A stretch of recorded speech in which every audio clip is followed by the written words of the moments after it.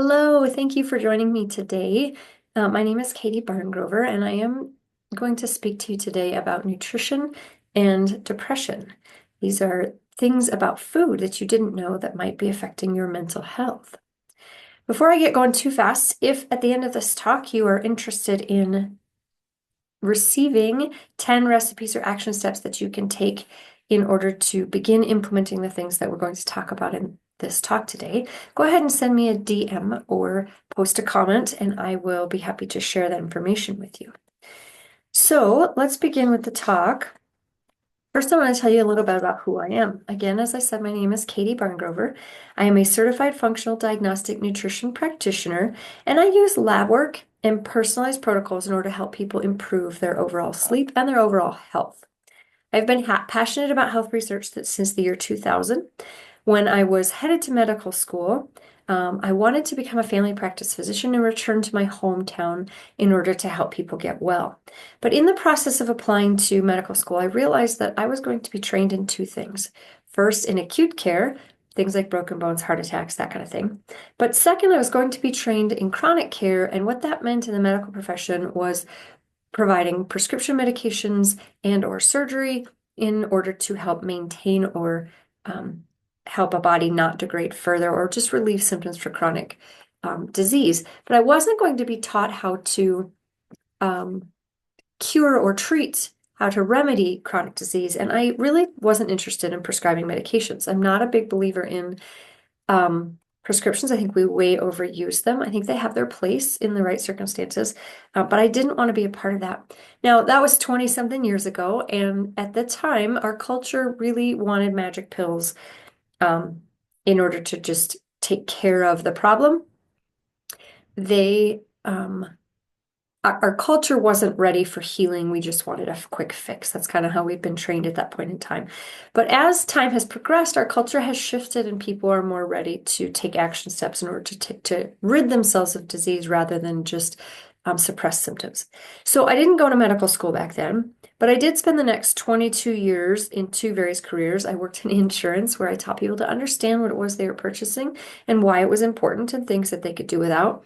Then I spent another 12 years teaching in mathematics at the middle school and high school, where I was teaching my students how to use the things that they were learning in the broader world outside of the classroom. But I have always been fascinated with health during that time.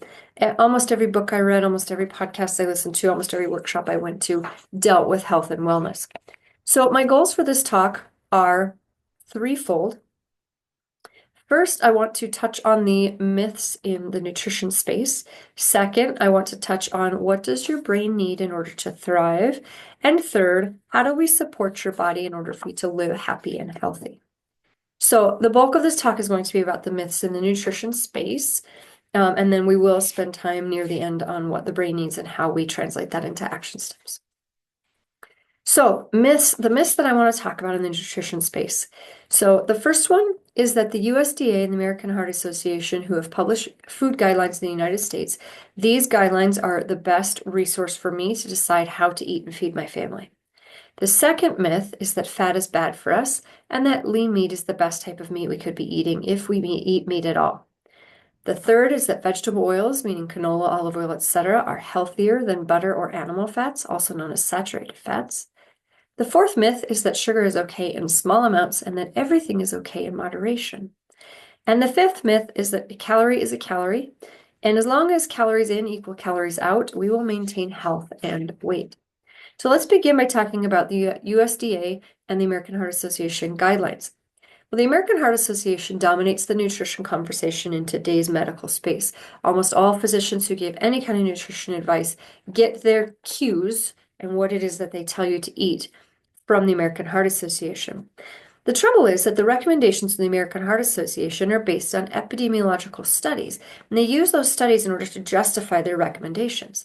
The issue with that, though, is that epidemiological studies show us only association. They can never prove causation. So what that means are things like this.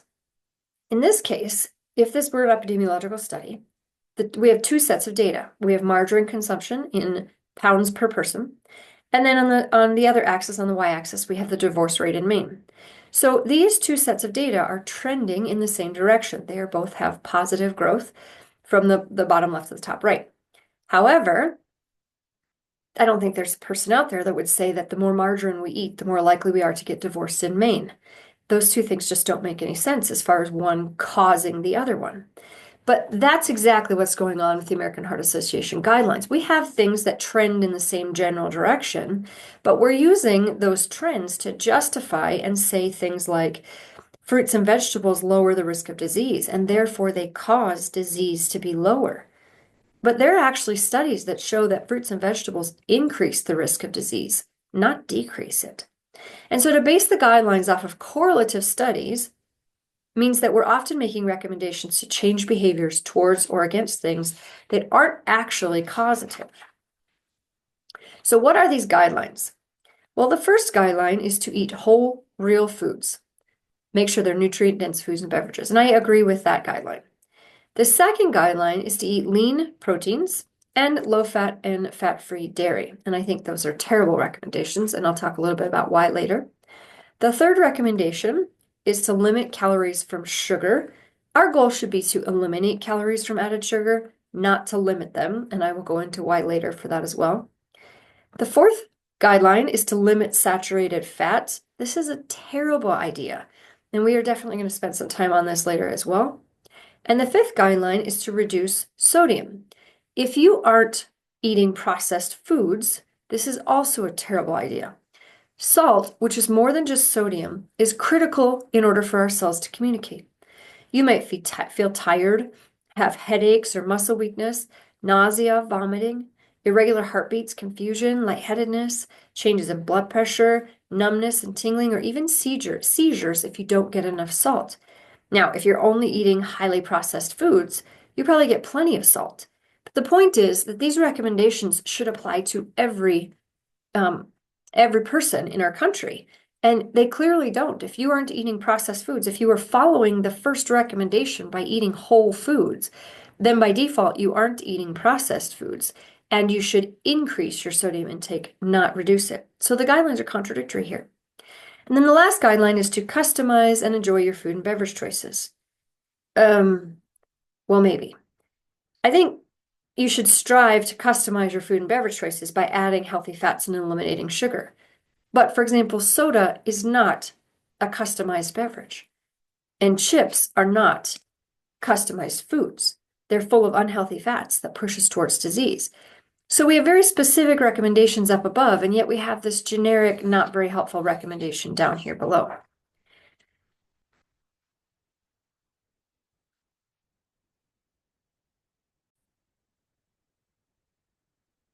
So where did these guidelines come from? Well, they debuted in 1980, and they were designed in a time when we had an epidemic of chronic illness, kind of like today. But we had lots of cardiovascular problems, and the government decided that they had to help people take control of their lives and figure out what was going on. So they developed the guidelines in order to help people make healthier choices. The current version was published in December of 2020, and it was recommended by 13 professionals, and we're going to continue to use these guidelines until the end of this year, 2025, when they'll publish some new ones. Now, question for you. Are we better off? Are these guidelines helping us to live healthy lives? Well, there are actually studies that show that most Americans follow the guidelines, but we're living shorter, sicker, and more diseased lives. We spend more on health food and healthy living than most other countries, and we also spend more on sick care and medical costs than those same countries. So clearly, if most Americans are following the guidelines, they are having the opposite effect of their intended purpose. And finally, another issue with the guidelines is that they are easily influenced by outside pressures. Now, here's a list of professionals that were on the 2020 guideline committee.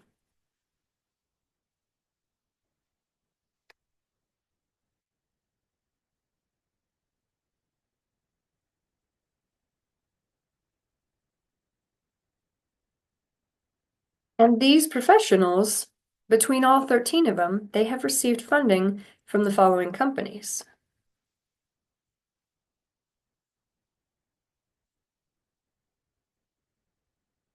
Now, I am not saying that these people are evil or that they're out to deceive the public.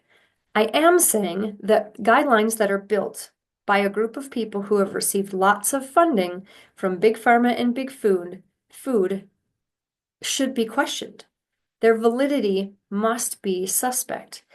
Is it likely that these people would publish guidelines that say to stay away from the very foods that their funders make? Or to stay away from those foods whose consumption leads to poor health that the pharmaceutical companies are trying to cure with their medications?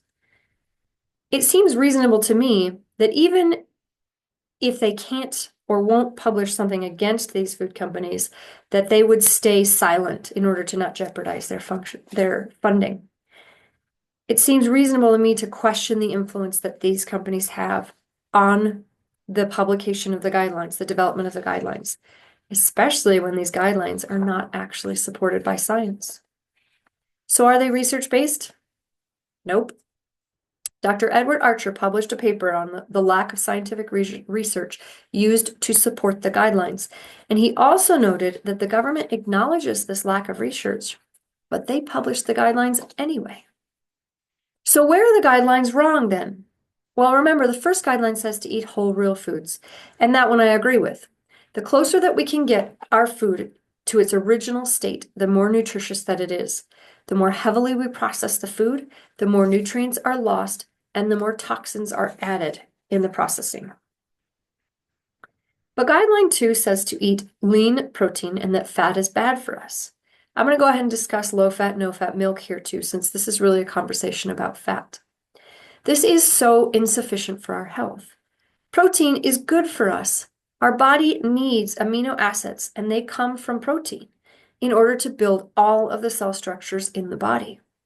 Technically, you can get some of these amino acids from plants, but if you are not strategic in how you structure a plant-based diet, you will be missing key amino acids. So protein is not the part of this recommendation that I have a problem with. The part that I have a problem with is the lean part. We need protein, but we also need fat. And animal fats are the most healthy fats that we can get. If we have healthy metabolisms, when glucose and glucagon run out, we can switch over to using ketones without a problem. Our body makes ketones from fat, and we've been doing it since birth anyway, although a lot of us are out of practice. The fastest way to wreck our metabolism is to restrict fat and replace it with carbs. Now, I want you to understand I'm talking about producing ketones, not ketoacidosis. They are different. Ketoacidosis is a life-threatening condition in type 1 diabetics, where the sugars in the blood get too high because there is not enough insulin to force the sugar out of the blood and into the cells. I'm talking about ketones.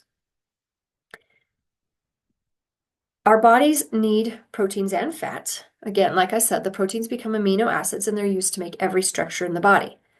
Fats are used to create cell membranes. They are made up of fatty acids, which are used in every one of our 30+ trillion cells in the body. And when those fats are converted into ketones, they are used for energy.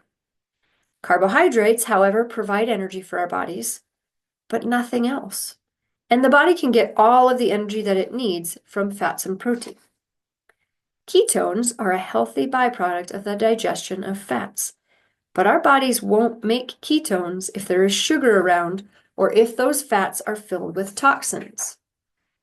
If there's no usable fat in the body is going to send out a 911 signal in the form of cravings, asking us to eat carbohydrates in order to quickly get our blood sugar up.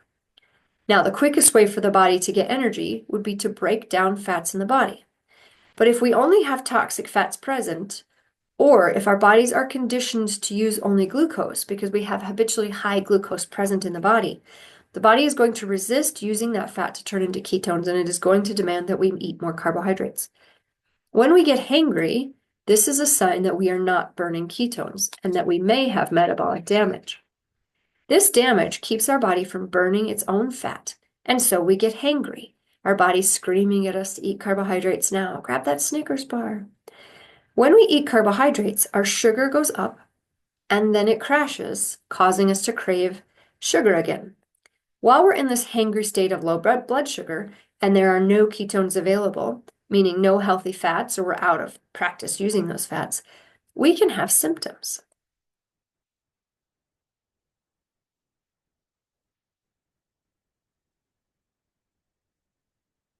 These symptoms clearly are not going to help us live happy, healthy lives.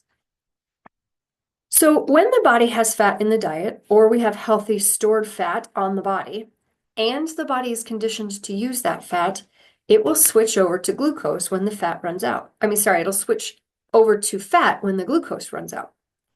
Now, ketones happen to be the brain's favorite foods.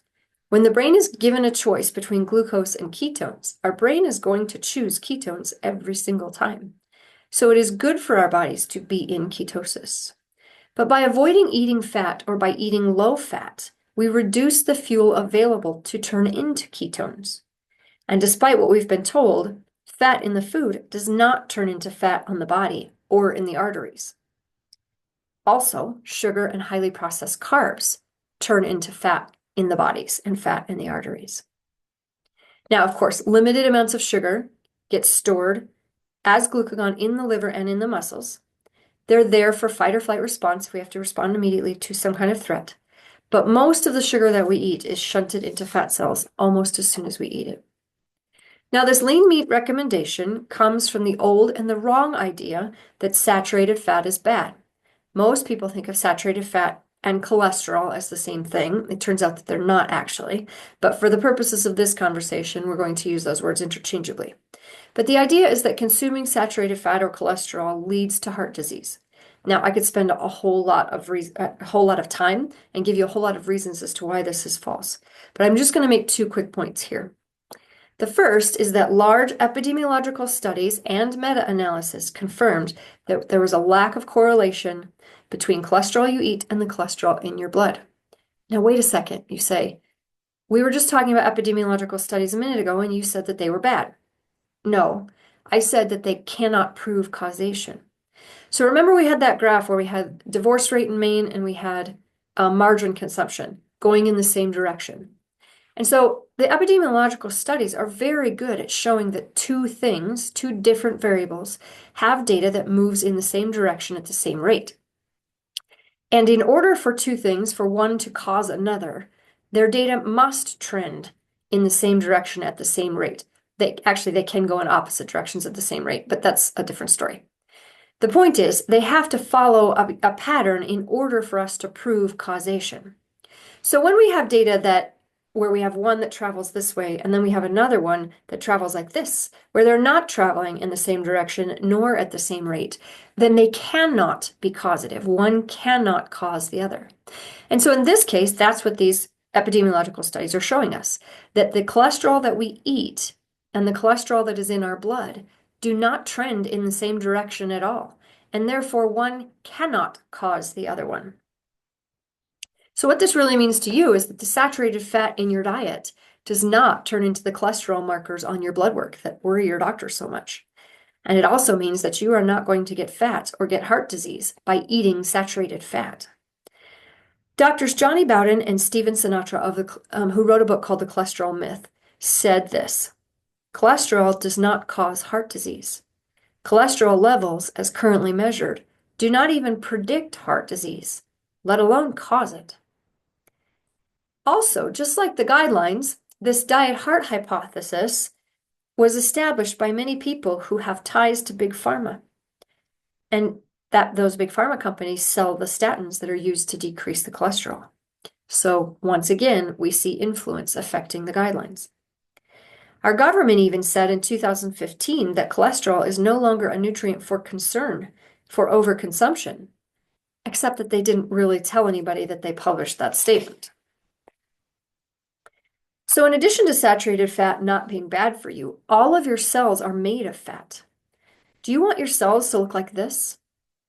Unhealthy, where they have a hard time maintaining their structure. They have reduced functional ability in order to be able to get food in and get toxins out. Or do you want your cells to look like this? To move like nature intended, bending, shifting, pulling good things in and pushing bad things out. The healthier our cells are, the healthier our bodies are. Now, the dietary recommendations suggest low-fat everything, which means not enough building blocks for healthy cells. It usually means that we've replaced healthy fats like butter, tallow, and egg yolks and lard with unhealthy and extremely toxic fats like vegetable oils, canola, soybean, etc. And contrary to popular belief, low-carb, high healthy fat diets are not bad for your health. In fact, they may even ensure that you live healthy. So let's do a quick lesson on cholesterol. Cholesterol is necessary for the production of our hormones, things like pregnenolone, DHEA, progesterone, testosterone, estrogen, vitamin D, which is actually a hormone, not a vitamin, bile acids, cortisol, and more. All of these hormones regulate very important processes in the body, like fight, flight, rest and digest, and many other processes. Also, cholesterol is a very powerful antioxidant, and it's an antioxidant that our bodies can actually use. Many plants are touted as high in antioxidants, but the availability of those antioxidants from plants to our bodies is actually pretty questionable. Plants protect their resources because they can't get up and run away from a threat. So they bind those resources up in fiber, which we can't digest, or they hide those resources behind toxins, which defeats the whole purpose of consuming the antioxidant to begin with. Cholesterol, though, is an antioxidant that our bodies make and that we can use from animal sources as well. And even though we're not growing anymore, our bodies still need lots of cholesterol to build and repair healthy cells. Protein and healthy fats, which are nourishing foods, can reverse diabetes, alleviate a variety of mental health issues, and even stave off cancer. Our brain is particularly rich in cholesterol as it's a vital part of cell membranes in the brain.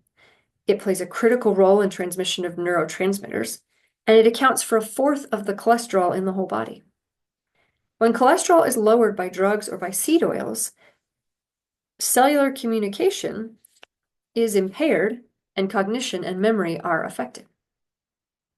Serotonin, which is a neurotransmitter that deals with the feelings of relaxation, well-being, and satisfaction, has receptors that are anchored in cholesterol-rich lipid rafts in the cell membranes. When we don't have enough cholesterol, we don't have enough serotonin getting into the cells, and we don't feel very good. Cholesterol also plays a really big role in fighting infections. A study that was done over a 15-year period of time found that people with low cholesterol were much more likely to be admitted to a hospital with infectious diseases than those with high cholesterol. Is that what we want for our health? So let's go on to myth number 3, that fats are unhealthy. Well, only some fats are unhealthy, and these are called seed oils. I've mentioned them several times, but there's ample research to show that seed oils contribute to metabolic dysfunction, which just means that energy production and utilization issues happen in the body. So seed oils are a recent and toxic addition to the food system just in the last 100 years or so. And they came from companies who produced oil for lamps, and those companies needed a new market to sell their oil after electricity took off and people stopped buying oil for lamps. Procter & Gamble had cottonseed oil that they used to sell for lamps, and they discovered that if they hydrogenated this cottonseed oil, they could make it semi-solid, and it looked quite a bit like lard, which was the most common fat of the era. This hydrogenated oil was sold to housewives as a less expensive version of lard, and they called it Crisco. Now, this hydrogenation process produces loads of inflammation in the bodies, and we know that inflammation, that chronic inflammation, leads to disease. Now, this image shows an experiment with rats. The rat on the left was fed bleached cottonseed oil, and the rat on the right was fed butter. The rat who was fed butter grew at a normal rate, but the rat who was fed cottonseed oil was stunted, suffered hair loss and emaciation, and eventually developed a rare condition of the eyes. One of the problems with seed oils is how much they oxidize. In other words, how much they turn rancid. I want you to think of oxidation like broken glass. It tears up whatever it touches. Unsaturated fatty acids in the vegetable oils are much more easily damaged by high heat, and they are much more susceptible to oxidation and the production of free radicals. They enter the body already broken, and they tear up the body. Now, Companies deodorize and bleach these oils in order to cover up how rancid they are because they smell and taste terrible if they don't bleach them and deodorize them. But saturated fats have lots of benefits and not that many detriments. For one, they don't oxidize like seed oils. Butter, which is one of our few dietary sources of butyric acid, which is one of the most beneficial short-chain fats, saturated fats that we can have. This butyric acid serves as food for our colon cells, helps protect against colon cancer, fights oxidative stress, and reduces inflammation. Coconut oil, which is filled with medium-chain fatty acids, known as MCTs in today's speak, these guys head straight to the liver for energy, reducing the likelihood that they'll be stored as fat for later. Another issue with seed oils is the linoleic acid content. Now, the body needs linoleic acid and alpha-linoleic acid in order to produce healthy cells, but we don't need more than 3 to 4% of our total fats being from these two types of fats. Too much linoleic acid, or alpha-linoleic acid for that matter, affects the structure of the cells and of the organelles, one of which is mitochondria, and it causes dysfunction in those cells and those organelles. In addition to affecting the cell structures, the brain doesn't seem to know what to do with the linoleic acid.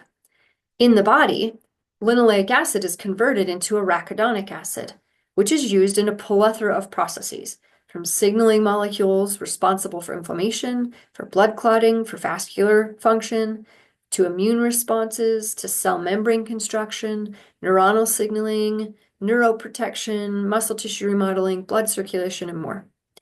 But even though the brain actually uses this arachidonic acid, and we know that we can make arachidonic acid elsewhere in the body, the brain won't make it from the linoleic acid that passes through the blood-brain barrier. Instead, the brain is going to burn this linoleic acid for energy. This is a big problem, though, because linoleic acid is a much bigger molecule than glucose or ketones, and so it burns longer and it burns hotter in the brain. And this burning process produces more inflammation and oxidative stress in the brain, which is never a good thing. Add to this that excessive oxidative stress is the common feature of all neuropsychiatric disorders. So we definitely don't want more oxidative stress in the brain from the linoleic acid getting through the blood-brain barrier. Here's a chart about the content of linoleic acid in some commonly used fats. I borrowed this from a book called Ancestral Diet Revolution, which is a wonderful book, albeit a little technical. So if you're ready to start taking steps, the first thing you can do is shift your fat consumption to more fat, but make sure that you're eating more healthy fats and stay away from seed oils and other fats with high linoleic acid content. So if you look at this list, you'll notice that all of these seed oils show up over here on the left-hand side. You'll notice that almost all of these are animal-based fats with two exceptions, coconut oil and palm kernel oil. And you'll notice that olive oil up here has a linoleic acid content that is quite varied. Now, these are all the traditional fats used over humankind's history for a long, long time. The olive oil that is more ancestrally produced is going to be lower in this linoleic acid content, closer to 3%.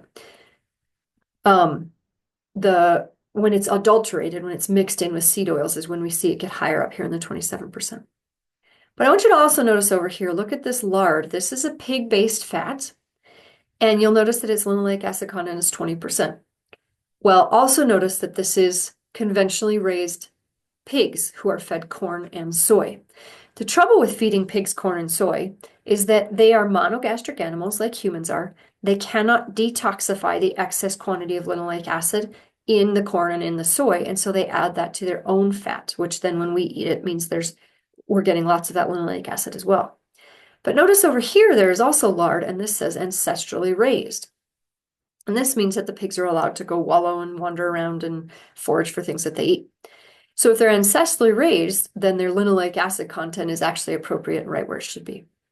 Now you'll notice that beef tallow, when the cows are grass-fed, is at 2%, but when the cows are soy and corn-fed, only goes up to 3%.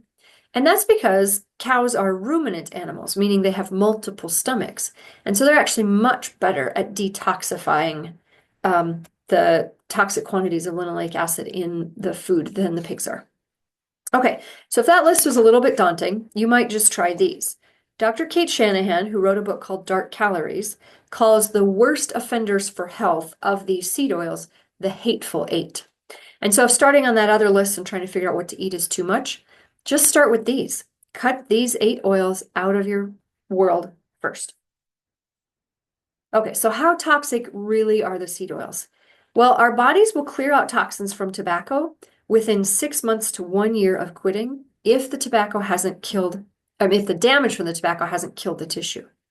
But since our bodies uptake fats into cell structures, it can take 3 years for the toxins in the seed oils to be eliminated from the body. Did you ever think French fries would be worse than tobacco? They are from a metabolic health perspective. Now, I'm not saying to go out and start smoking or chewing, but I do hope that you'll look at French fries differently. And I borrowed this picture from that book, Ancestral Diet Revolution, by Chris Knobbe as well. So let's talk about insulin resistance for a little bit. I want to go back to the myth that fat becomes fat in the body and clogs our arteries. But actually, I'm going to first start talking about sugar. I want you to keep in mind that to the body, carbohydrates and sugar, meaning the sweet substance, are actually the same thing. When the body breaks them down, they both become glucose in the body. Now, the body will turn both fat and carbohydrates into fat storage to use later if we eat more of them than we need. But it is a whole lot easier for the body to convert carbohydrates to fat than it is to convert fats to fat on the body, because carbohydrates are single use. Who can tell exactly how many bites of a Snickers bar that you need in order to fuel your body without storing the extra? Meaning, how much sugar do you need for energy, but not too much sugar so that it gets stored as fat? That is a really hard line to walk, and one that I can't think of how you would actually do that. So the body is going to work really hard to get rid of any extra carbohydrates and sugar from the blood because it is dangerous to the body to have that extra sugar in the blood. Now's where I want you to think about ketoacidosis. Remember, when there's too much sugar in the blood, the body goes to great lengths to get rid of that because it's very dangerous for the body. So the body is going to store that glucose as fat as quickly as it can in order to protect itself from the damage that sugar causes. This happens because the body pumps out insulin, the pancreas specifically pumps out insulin, which forces the sugar out of the blood and into the cells. If we keep eating those carbohydrates and sugars, though, at a high level, eventually the cells get to a place where they can't take up anymore. The pancreas says we still have too much sugar in the blood, so it keeps pumping out more insulin, which is in essence shouting at the cells to take up the sugar. But the cells say, we don't have any more room. And so they basically start ignoring the communication from the pancreas, which leads us to insulin resistance. That ignoring of that communication is called insulin resistance. So how much fat you gain after a meal depends entirely on how much insulin is released. The higher the insulin level, the easier it is to convert that food into fat, that sugar into fat. Eat enough sugar and carbohydrates over time and you will become insulin resistant, which is a direct pathway to all kinds of disease. Now, insulin is anti-inflammatory when it's in the right amounts, but too much of it becomes inflammatory. Studies have demonstrated that diets that are constructed from protein and plenty of fibrous vegetables send satiety hormones sailing upward, while conventional food pyramid diets, those high in grains, fruits, and vegetables, which are all types of carbohydrates, those diets drive up the very hormones that raise insulin and fat storage. In other words, eating gobs of processed carbohydrates and sugar puts us on a train to insulin resistance and disease. A test for you: if you can walk straight at a wall and your belly touches before any other part of your body, then there is a good chance that insulin is an issue for you. There's a new study that shows that if you reverse insulin resistance with medications, you can actually reverse bipolar disorder in every single case. And conversely, if you have a mental health disorder, you are 3.5 times more likely to have insulin resistance. If you have insulin resistance, your brain does not function properly.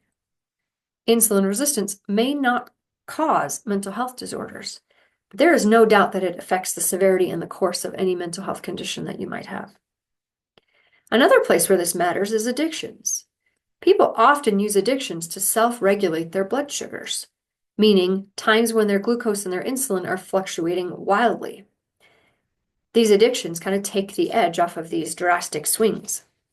When someone learns to control their blood sugars by eating more stable foods, they may find that they don't need to self-medicate anymore and the addictions become easier to overcome.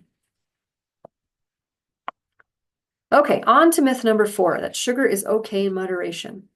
But first, a little bit of background. I've referred to sugar a lot and talked about it as mainly glucose, and for the most part it is. But table sugar is actually a combination of two substances, glucose and fructose, in a ratio of 1:1 or 50-50. In our digestive process, glucose goes right into the bloodstream, and then it's shunted into the cells, fat or otherwise. But fructose heads right to the liver. In addition, fructose increases our appetites because it is devoid of any nutritional value. I want you to think of micronutrients, our vitamin C, vitamin D, whatever, and our key building blocks in our cells, which are those amino acids and those fatty acids. Fructose doesn't have any of those. So it is metabolized almost immediately. And that means it is a major cause of fat accumulation in the liver, which is a condition called fatty liver disease. We used to see this condition only in alcoholics, but now we see it in everybody, including in our children. Fat in the liver is going to lead to insulin resistance as well. Now, some studies done by a physician in Switzerland by the name of Luc Tappy revealed that feeding humans a daily dose of fructose equal to 8 to 10 cans of soda produced insulin resistance and elevated triglycerides within just a few days. Now, hopefully most of us are not drinking 8 to 10 cans of soda a day. But when I used to teach at the high school, I would watch in the hallways, and I would bet most of our teens are drinking at least 3 to 4.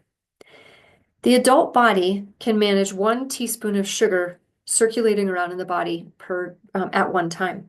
And 1 teaspoon of sugar is only 4 grams of sugar.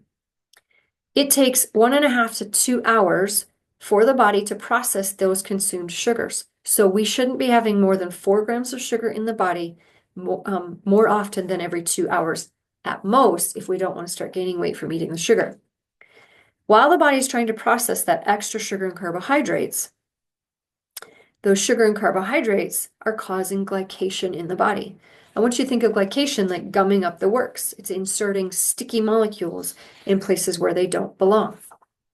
To give you an idea of how little 4 grams of sugar is, let's look at some goldfish crackers. 1 serving of goldfish crackers, which has 55 crackers, has 19 grams of carbohydrates in it.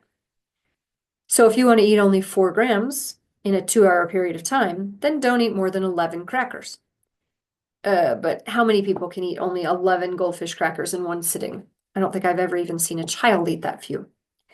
So this means 1 serving, per the label, is handing the adult 15 more grams than we can handle at one time, causing the body to store that as fat and causing sticky damage in the body. Add to that you're hungry again an hour or 2 later, even if it cured your hunger. Easier to eat. It's easier for the body to eat than it is to get energy out of fat if your body is not conditioned to using fat for energy, or if your fat is toxic.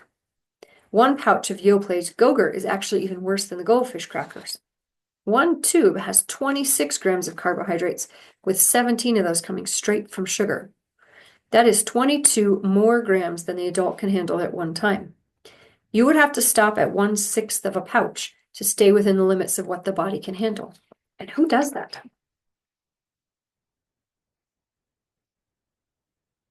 Even worse than Go-Gurt or goldfish is to drink your carbohydrates. This is a surefire way to stoke sugar addiction and to overeat.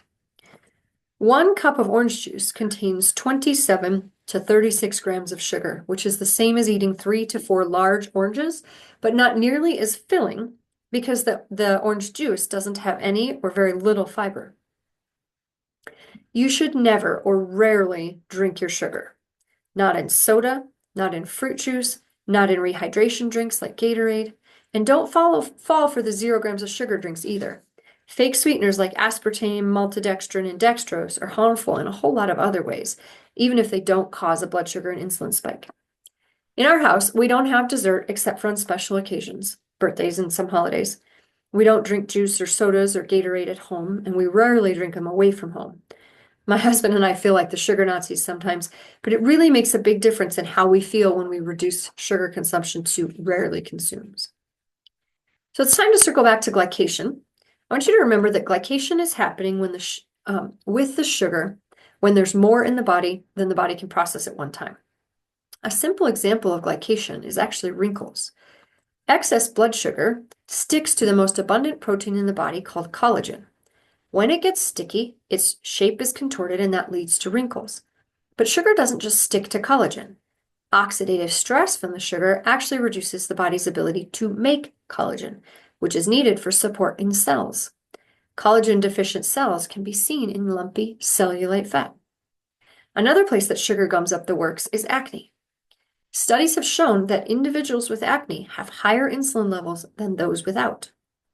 Also, people with acne have been shown to have a higher burden of oxidative stress and mitochondrial damage. Remember, damage to the mitochondria directly impacts your ability to create and use energy. Remember that broken glass analogy?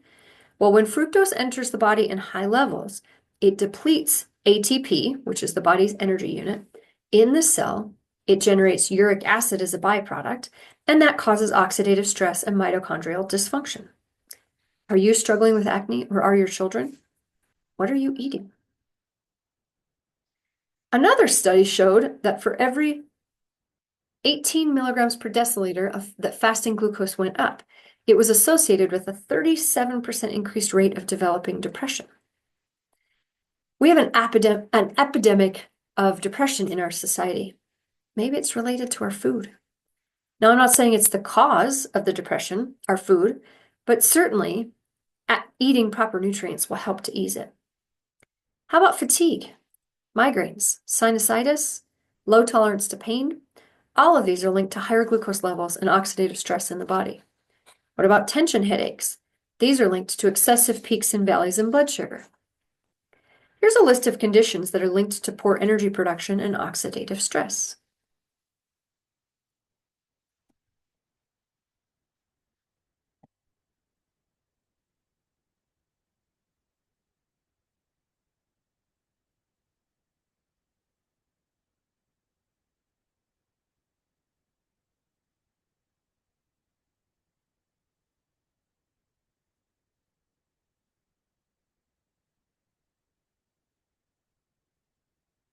So remember the myth that sugar was okay in moderation? Well, the trouble with limiting calories from sugar is that sugar makes it almost impossible for us to actually do that. Sugar is the #1 food with addictive potential. And when we mix that sugar with salt, fat, and flavors in more quantities than nature could possibly make, which is the case for most ultra-processed foods, we have products that have been created that light up the dopamine and opioid pathways in the brain. These are the same pathways activated by recreational drugs. So the bottom line is, don't be tricked into thinking sugar is fine in moderation. Just a little bit of sugar might not do as much damage as a lot of sugar, but the caveat is most of us can't stop at just a little sugar. Dwight Lundell, who is a physician and wrote a book called Cure for Heart Disease, says that high sugar intake trains our brain's reward centers to make us eat more of it. Remember that to the body, all sources of carbohydrates become glucose, also known as sugar, in the body. So the idea of moderation is great in theory, but what if we applied it to other things? Would you have a little cocaine because everything is okay in moderation? How about a little methamphetamine? Of course not. These substances are drugs, and we know it. They are addictive drugs that make the body respond in perhaps desirable ways in the moment, but they are detrimental to health over the long term. Sugar and ultra-processed foods are just as addictive as many drugs on the market, but we let ourselves have access to these whenever and however much we want, which encourages and reinforces that addiction. So let's go back to the American Heart Association dietary recommendations. These are not that different from the USDA's. The American Heart Association says to choose whole grain carbohydrates instead of refined carbohydrates. Now, most commercial products that are made with whole grains don't actually contain all that much whole grains to begin with. Real whole grain products like the Ezekiel 4-9 breads might be better than processed whole grain breads. But research actually shows that whole grains are high in lectins, which are toxic to all people, but just at varying degrees. You're better off if you're going to eat carbs to just eat natural carbohydrates, those from fruits and vegetables, rather than from grains. The processed grains and pseudo whole grains, called simple carbs, they cause a rapid increase in sugar and then a rapid decrease, as shown by this dark blue line here. This rapid decrease in sugar encourages us to eat more carbohydrates. It causes a craving. And interestingly enough, it doesn't have to result in a decrease that drops way down into dangerous levels. Any rapid decrease in blood sugar, even if your blood sugar was historically high, let's say that you started at 180 and it went up to 240 and then it came back down to 180. 180 is still very, very high for blood sugars, but that rapid decrease is going to cause cravings regardless of where the baseline is. The complex carbohydrates, such as those from leafy greens, fibrous fruits, they can cause a pretty similar rise in blood sugar. So see how it goes up almost the same height as the blue line. But it's not quite as extreme. But more importantly, the crash is much slower and more gentle. This means that the body, it's not going to turn on the craving signals quite as fast or as aggressively as it would in this blue drop here. Now remember, all carbohydrates are created equal in the body, but it is much easier to overeat carbohydrates in cake and chips and bread than it is to overeat carbohydrates in broccoli. Okay, let's talk about ultra-processed foods for a little bit. We need to make a distinction between ultra-processed and just processed foods. Dr. Stephen DeVries, who's a preventative cardiologist and the executive director of the Gaples Institute in Chicago, defines ultra-processed foods this way. He says that ultra-processed foods are industrial creations made with little, if any, whole foods. They often contain large amounts of added sugar and salt, and they are typically infused with artificial colors and additives. These are foods like fatty, sweet, savory, or salty packaged snacks, ice creams, frozen desserts, sodas, and other carbonated or energy and sports drinks, canned and packaged soups, breads and buns, breakfast cereals and bars, sweetened juices, margarines and spreads, infant formulas and drinks. Yes, I did say infant formulas, and meal replacement shakes. The more processed the food is, the less nutritious that it is to the body, the more damage it's going to cause in your body. The brand names in these lists are just examples of processed foods. There are many more in each category. I borrowed these lists from a book called Good Energy, written by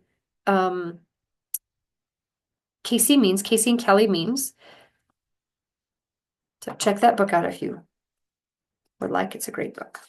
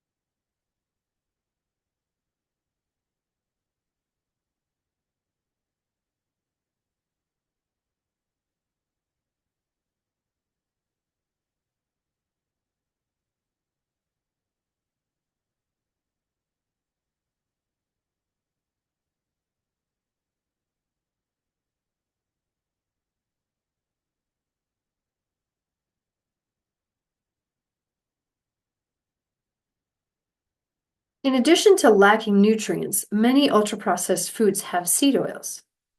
Non-dairy creamers are some of the worst. Margarines, cake mixes, ramen or a cup of noodles, almost all packaged baked goods, Twinkies, etc., breakfast cereals and bars, cookies, and fast foods. A study through the NIH proved that ultra-processed foods make you hungrier, make you eat more, and make you gain weight. So let's go on to processed foods. Remember, we were just talking about ultra-processed foods, so let's now talk about processed foods. Dr. DeVries says that processed foods are more nutrient dense than ultra-processed foods. They are usually less refined, and they have few or no additives. They are generally healthier than their ultra-processed counterparts. These are foods like freshly made bread, ham, bacon, tinned fish, cheese, fresh or frozen fruits and vegetables without added ingredients, nut butters without seed oils or sugar, nuts and seeds, unsalted and unsweetened, frozen meat, canned fish, canned vegetables without salt, beans, and no salt, low salt broths. So the last myth that we need to discuss is that a calorie is a calorie. Now, if we give it some thought, we just know how wrong this is intuitively from the standpoint of health. It is very true that in a chemical equation, energy in, and calories are just a measure of energy, must equal energy out. But it doesn't serve us to think that if we just exercise enough or cut enough calories, we can eat sugar in moderation and still or finally lose that weight. I am not going to deep dive into weight loss here because this is a conversation about nutrition and mental health. But all calories are not created equal in the body. Realistically, 1 calorie from chocolate is the same energy in the body as 1 calorie from hamburger. But do we really think we can eat only chocolate in the right number of calories and expect to be healthy? Of course not. The nutritional value of hamburger is far superior to the nutritional value of chocolate. To start with, if we ate only chocolate, our body would turn on our hunger hormones because it is not getting what it needs, and it wants nutrients. When we starve the body by eating unnutritional food, it stores away the food that we are eating as fat to maybe use later, but then it ramps up the hunger because it doesn't have what it needs. If you're constantly hungry, you don't need more willpower. You need to figure out what nutritional blocks are missing. If the body has enough energy from carbohydrates or fat, but remember that fat is multi-purpose, then our hunger is caused by not enough nutrients or by a need to satiate something mentally, meaning like comfort eating. So how does this relate to mental health? Well, the brain prefers to use ketones as fuel over glucose when it is given the choice. Ketones don't leave that sticky mess called glycation, nor do they cause oxidative stress when they're used up, unlike the glucose. Systemic chronic inflammation is the most common cause of mitochondrial damage in the body. I want you to think of it like a fire department, the inflammation. I want you to think of inflammation like fire department. If the fire department is trying to put a kitchen fire out in a home, and they show up at the house. If the house is tidy and clean, they can run right in with the hoses right to the kitchen, and they can put out the kitchen fire. But if the house is cluttered and messy, maybe you'll think the house of a hoarder, then the firefighters have to clear the debris out of the way before they can get to the kitchen fire. And if they can even get there, it's often too late to put out the kitchen fire. Systemic chronic inflammation is getting in the way of your body putting out fires in various locations around the body. These fires, if we leave them unchecked, become disease or disruptions in the body. Things like depression, anxiety, malaise, and more. According to Dr. Bosworth, ketones help reduce inflammation in the body. In fact, they are better than any anti-inflammatory medication available, and they don't have any nasty side effects of anti-inflammatories like gut dysfunction or liver damage. Ketones are also better than any antidepressant on the market, and again, without those nasty side effects. You get into ketosis by eliminating carbohydrates and sugars from your diet. Don't just eat low-fat protein, though, because your body will break down the protein and turn it into fuel, also known as sugar, if it must. Be sure you eat plenty of healthy fats. These fats are what your body will turn to as it adapts to making and using ketones for energy. Once your body has developed the ability to use fats for energy from your diet, then it will know how to convert fat on your body into ketones. And if you must fast, your body will do exactly that and use the fat stores from your body to turn into ketones. Some interesting facts about brain health. Some top foods that you should be eating for the brain are as follows. The brain needs omega-3s. It cannot get them from plants. It needs iron for neurotransmitters and energy. Iron deficiency in the brain leads to difficulty concentrating and is a common cause of intellectual disabilities in children. The brain also needs cholesterol. Remember, cholesterol makes all of our hormones and a whole bunch more. And the brain uses 20% of the cholesterol in the whole body, even though the brain is only 2% of the body's weight. But it doesn't get any of that cholesterol from the things that you eat. It makes all of the cholesterol itself because the cholesterol molecule is actually too big to cross the blood-brain barrier. The brain needs so much cholesterol because every membrane in the brain is packed with cholesterol, and there are a whole lot of cells in the brain. The only macronutrient that the brain doesn't need is carbohydrates because it can synthesize glucose on its own. So there was a study done about brain health that is very interesting. Dr. Albert Danin, who lives in Toulouse, France, and is a psychiatrist, did a study on 31 of his patients. Many of these he's known for 30 or more years. He invited these 31 patients because they were his most treatment-resistant patients. They had chronic and severe mental illnesses, things like bipolar, schizophrenia, and depression. And they hadn't been responding to psychotherapy or medications. Most of them were taking an average of 5 psychiatric medications. These 31 patients checked into the hospital to try a keto diet under Dr. Danin's supervision. 28 of them stayed long enough to meet the requirements of the study, which was 2 weeks or more. All 28 of them saw 7 to 10 times greater effect on their mental health conditions than their medications had provided, and 44% of them had achieved clinical remission. These were patients who'd been hospitalized for mental illness before by the same doctor and had never achieved remission. It didn't matter what their diagnosis was or how long they'd been in treatment. Some of them had been in treatment more than 10 years. Every single one of them saw significant improvement in their mental health conditions. And keep in mind, this was a simple, whole foods, mildly keto diet, not a strict epilepsy level keto diet. Okay, so now what? That was a whole lot of information. That was a little bit depressing. Big food is out to get us. The government and our nonprofits who are supposed to watch out for us aren't doing their jobs. They're heavily influenced by funding from big agriculture and big food. So where do we go now? How do we navigate this? Well, the ideal way is to change your diet to a ketogenic diet, severely limiting or completely devoid of carbohydrates of all forms, but plentiful in healthy fats.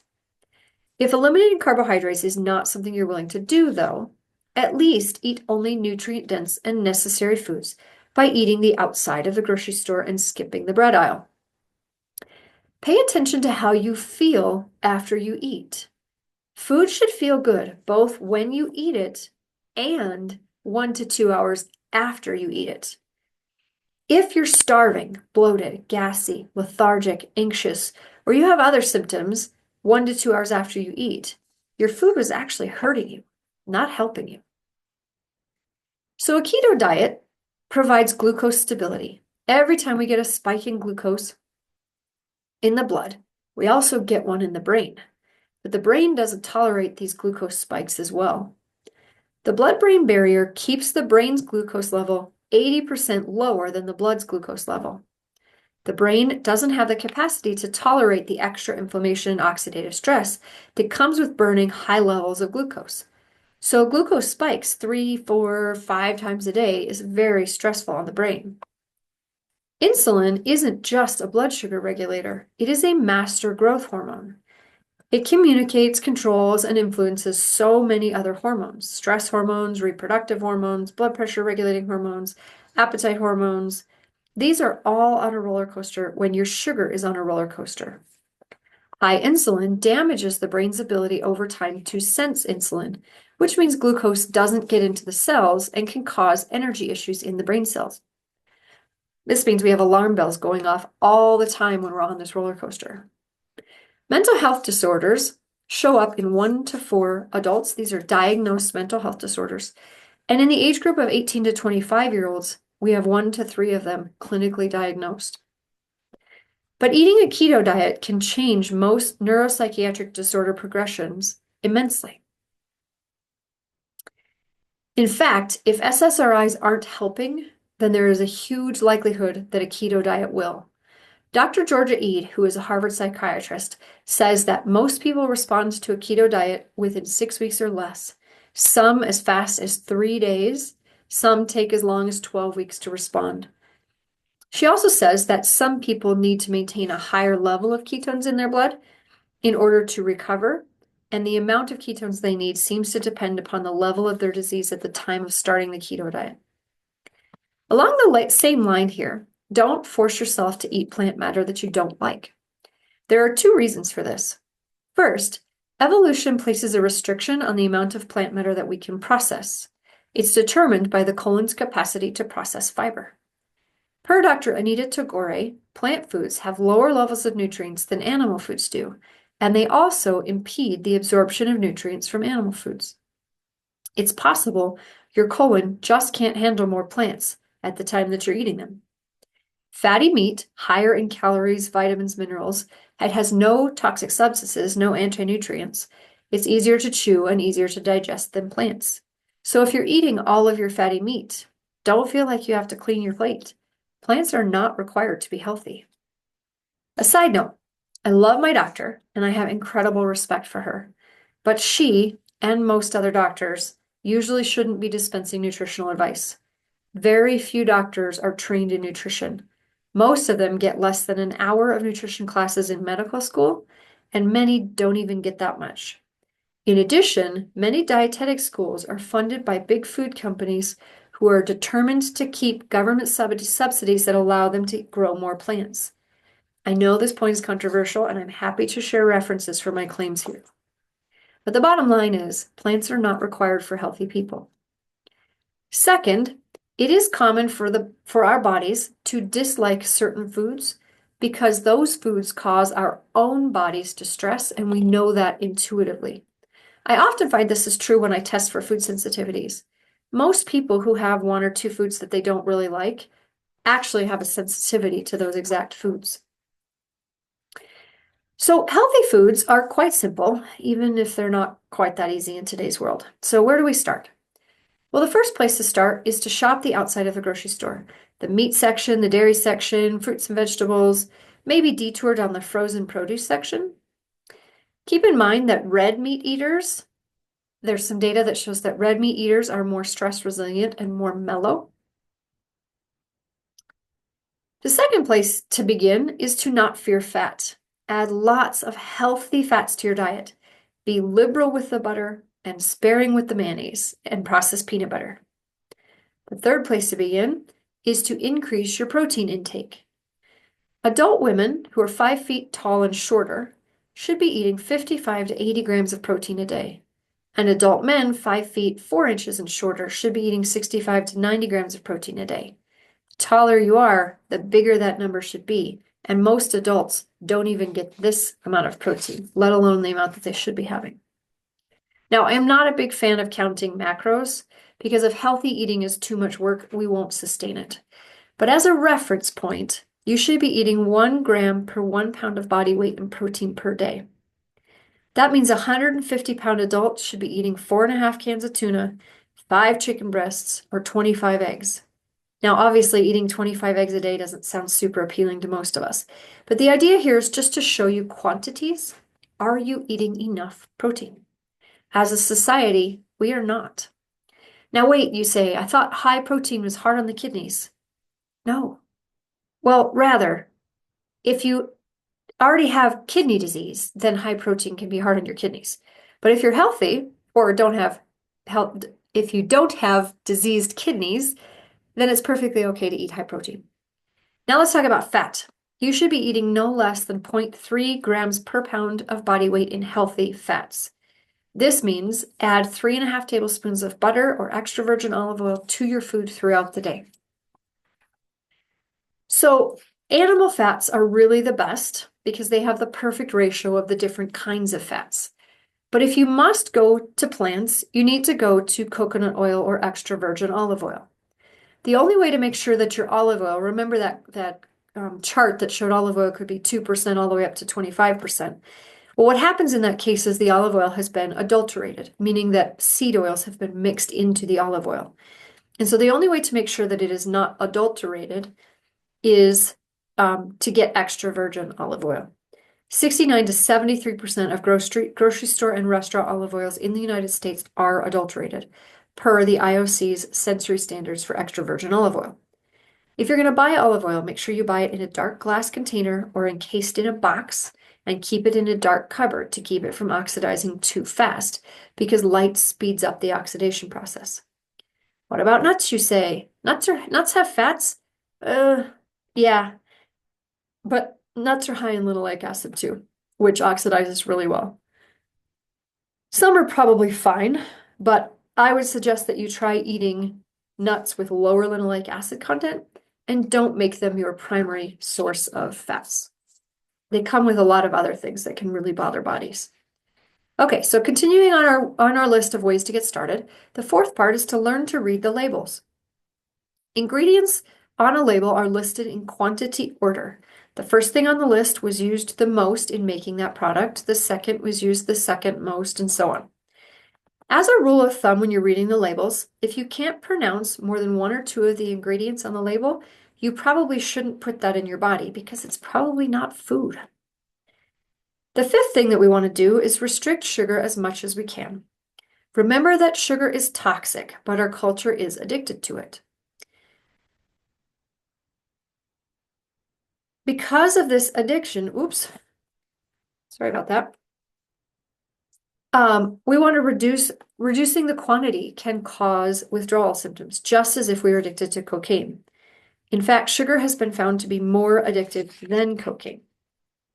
So what should we eat? Well, again, go to the outside of the grocery store as much as possible. Buy frozen fruits and vegetables, organic when possible, with nothing on the label but that specific food. Frozen fruits and vegetables actually have a higher nutrient density because they're picked fresh and flash frozen.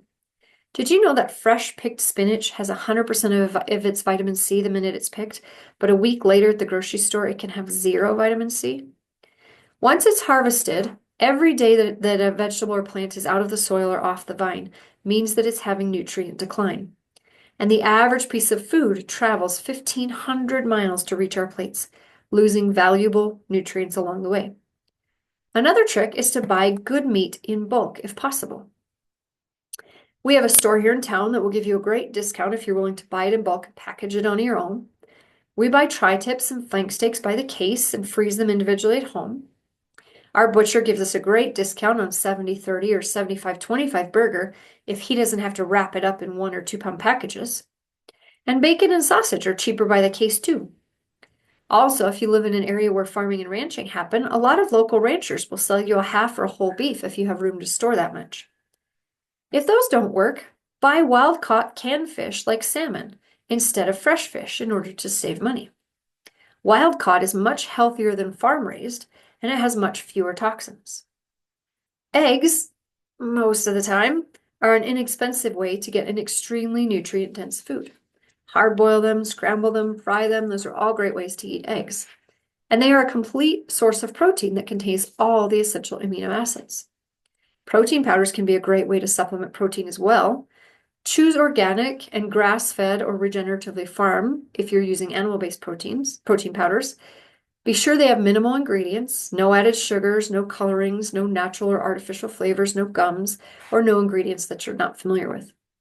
I like to mix protein powder into a cup of unsweetened yogurt. It gives me a boost of protein, and it lets me eat yogurt without all that sugar and gunk.